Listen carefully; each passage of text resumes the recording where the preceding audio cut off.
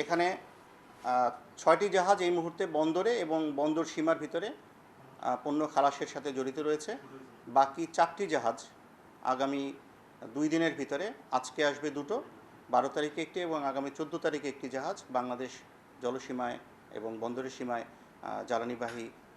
হিসেবে এখানে আসছে এবং বন্দরে যখনই তারা শিডিউল চাইবে আমরা প্রাধিকারের ভিত্তিতে খালাস দিব। আমরা গত 8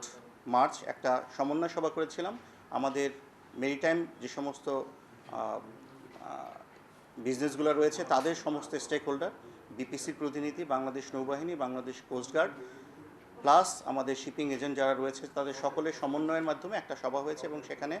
আমাদের যে জ্বালানির চাহিদা আছে তাদের সেই চাহিদার একটা প্রক্ষেপণ আমরা করেছি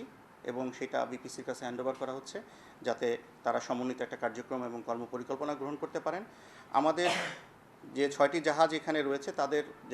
জ্বালানির পরিমাণ প্লাস হচ্ছে গিয়ে বিপিসির যে সমস্ত স্ট্যাটিস্টিক রয়েছে সেটা দেখলে আমরা ধারণা করতে পারছি যে এই মুহূর্তে যে সংকট ধারণা করা হচ্ছে, অ্যাটলিস্ট যে চাহিদা আছে এবং যে সমস্ত জাহাজ আগমন করছে এইটা হয়তোবা এই রকমের আমাদের কোনো আশঙ্কা নেই।